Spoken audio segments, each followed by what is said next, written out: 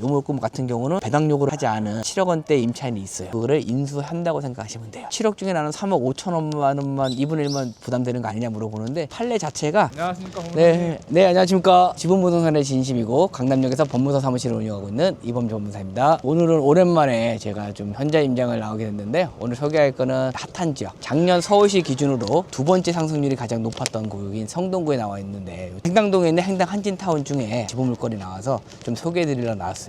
사건 번호가 24타경 62193. 전체 세대수는 한 2100세대로 대단지고요. 바로 뒤에 가시면 되지만 걸어서 1번 코스로 행당역 있고 그리고 500m 이내에 초등고등학교 다 갖춰져 있어가지고 대단지에 있는 인프라를 좀 누릴 수 있는 아주 좋은 물건 중에 하나라고 보시면 될 것 같아요. 입지가 진짜 좋은 것 같아요. 네, 상당히 좋아요. 지하철도 바로 앞에 있고. 맞아요. 근데 오늘 나온 물건 지분이 몇 분의 1 지분이 나온 거예요? 요거는 이제 등기부 등본을 보면 아시겠지만 이제 부부가 매매를 해서 2분의 1 중에서 남편분 지분이 채권자한테 돈을 못 갚아서 나오게 된 경우라고 보시면 돼요. 제가 지분 물건은 입찰할 때 물건에 어떤 스토리가 있는지 좀 알아야 입찰할 때 좋다 이렇게 알고 있는데 이 물건은 어떤 스토리가 있을까요? 제가 항상 얘기하지만 일단은 지분 물건이라고 해서 지분만 보는 게 아니라 기본적으로 물건 분석을 먼저 해서 팔릴 수 있는지를 확인한 다음에 팔릴 수 있는 물건을 지분에 접목하라고 얘기를 하거든요. 요거 같은 경우는 좀 스토리가 있어요. 부부가 2019년 12월에 10억 정도의 매수를 했습니다. 지금 6년 지난 올해 실거래가 네이버 부동산에 올라온 게 최저가가 20억이 올라와 있어요. 6년 동안 10억이 오른 거죠. 거기다가 이제 보시면 알겠지만 최근에 거래된 실거래가는 18억까지 돼서 한 2분의 1 정도면 9억 정도의 실거래가가 나타나는데 경매 물건의 감정가를 보면 7억 1,500이라서 감정가가 좀 낮게 측정돼 있어요. 감정평가 시점보다 시간이 지금 흐르면서 그게 반영이 지금 안 된 감정가로 돼 있어가지고 이것도 유념했으면 좋겠을 것 같아요. 그런 스토리를 알 수 있는 방법은 또 어떤 게 있을까요?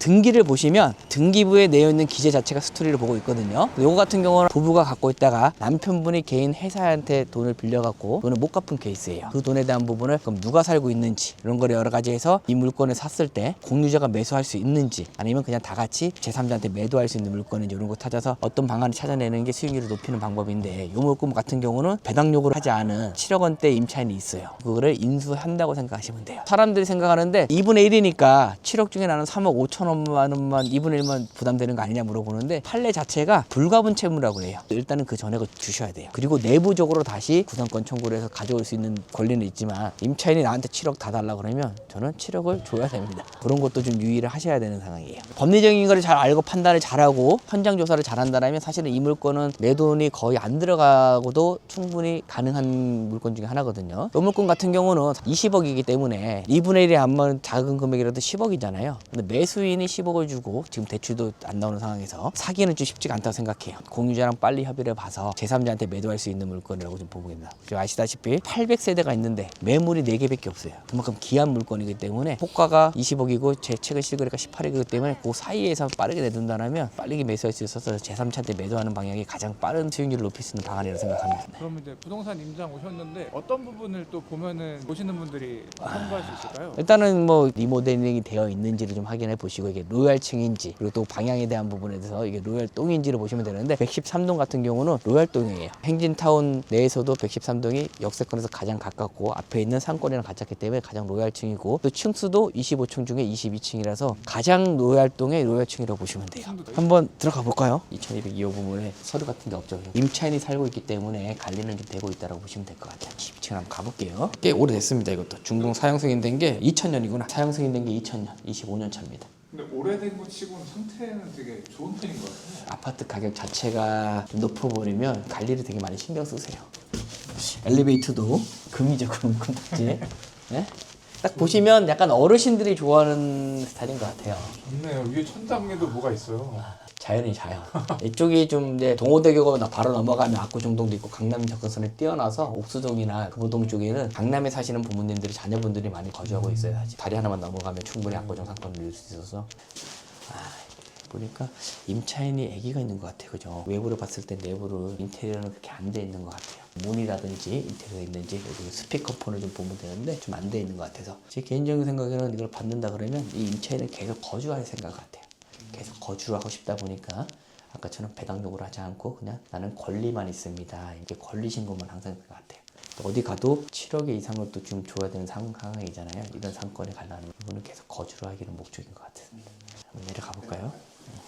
한번 여기 한번 내려가 볼까요? 지하철역까지? 아파트 단지 내부에 그래도 체육관, 운동장도 있고 여기입니다. 여기 동네 자체가 높다 보니까 내려갈 때 엘리베이터로 내려가야 돼요. 서두에 지금 한 2000년도 됐다 그랬잖아요. 사용 승인 2000이다 보니까 25년 되다 보니까 30년 정도 되면 이제 재건축이 되는데, 재건축보다 약간 좀 완화된 게 있는 게 뭐냐, 리모델링이에요. 리모델링. 한진타운도 리모델링 조합을 합니다라고 해서 이제 이거를 세대수가 한 2200세대다 보니까 리모델링을 통해서 다시 한번 새 아파트로 거듭내려고 지금 진행하는 게 좀 보이시죠. 리모델링 조합 설립 동의서 접수 중이다. 예전에는 걸어 다니기가 좀 쉽지 않은 동네였어요.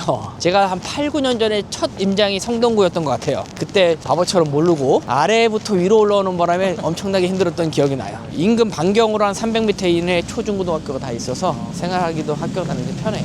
113동 바로 앞으로 나오면 바로 여기가 이제 5호선 횡단역, 지하철 이용해서 여의도까지도 30분에 갈 수 있고 강남역까지도 30분에 갈 수 있게끔 제일 잘 돼 있습니다. 저희가 나와 있는 동수가 로얄동에다가 로얄층이라서 사람들이 상당히 선호가 많이 해서 공유한테 매도하는 것도 좋은데 10억이라는 좀 가격이 있기 때문에 같이 잘 협의해서 바로 파는 게 가장 좋은 출구 전략 중에 하나인 것 같습니다. 이 물건. 오늘 이렇게 지분 물건 한번 둘러봤는데 네. 법무사님께서 이제 지분 물건을 집중적으로 보시는 이유가 있으실까요?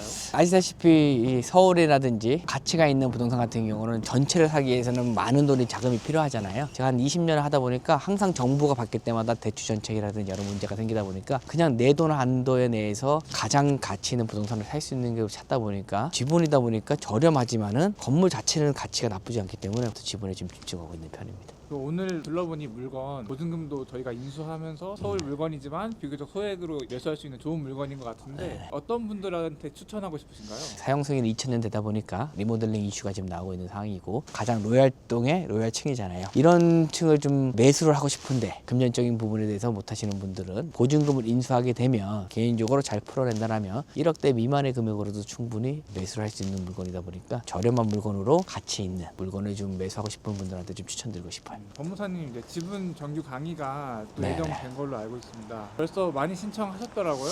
인기가 많으셔가지고 그래서 지분 정규 강의도 한번 소개 부탁드립니다. 오랜만에 또 한 3개월 정도 만에 여는 것 같은데 2월 끝나고서 명제 지나고 나면 이제 진행을 하게 됩니다. 지분부동산이라고 무조건 지분부동산의 소송 스킬만 알려주는 게 아니라 지금처럼 물건의 가치를 볼 수 있는 분석할 수 있는 눈을 좀 알려드리고 부동산 종류별로 아파트, 다세대, 토지, 그 도로 세분화해서 하나하나씩 기본적인 것부터 매도할 때까지 제가 옆에서 하나하나씩 케어해주는 반이라고 생각하시면 됩니다. 지분 정규 강의 수강하시는 분들은 다양한 현장 체험도 제가 하는 걸로 알고 있어요. 네, 셀프 등기하는 거. 요즘엔 대출이 잘 안 나와서 오늘도 한 2통을 받았는데 저희 수강생 중에서 본인들의 돈으로 자금 내에서 이제 낙찰을 받으시는 분들이 있거든요. 그러다 보면 법무 비용이 나가는데 본인이 셀프 등기하면 법무 비용이 제로이기 때문에 그 셀프 등기하는 현장에 제가 방문해 드리고 명도하는 현장이 있을 때에는 제가 초대해서 실제 현장을 좀 체험할 수 있는 명도와 셀프 등기하는 부분에서 추가적으로 좀 제공하고 있습니다. 이제 또 수강 기간이 끝나도 매달 오프라인 모임을 하시잖아요. 수강하시는 분들 가장 걱정하는 부분은 뭐냐면 수업 끝나고 나서 못 받으면 어떡하냐, 그다음부터 연락도 안 되는데 이런 얘기가 좀 많았어요. 그래서 저는 그걸 원천 봉사하기 위해서 끝났다고 끝나는 게 아니라 한 달에 한 번씩 매달 한 번씩 요일을 정해서 오프라인으로 모일 수 있는 날을 정해서 한 달에 한 번씩 오프라인으로 모여가지고 서로 어느 정도의 진행 사항을 좀 서로 확인하고 본인들이 궁금한 부분에 대해서 서로 이제 문의하는 시간을 계속 가지고 있습니다. 만약에 이 물건 수강생이 낙찰 받으시면은 케어해 주시나요? 예, 받으면 제가 항상 얘기하거든요. 받아만 오면 제가 처음부터 소송 끝까지 매도하는 데까지 같이 동행해 드릴 테니까 걱정하지 마시고 자금적인 여유가 있다면 받아서 매도할 수 있을지 같이 저랑 고민하시면 됩니다. 고생하셨습니다.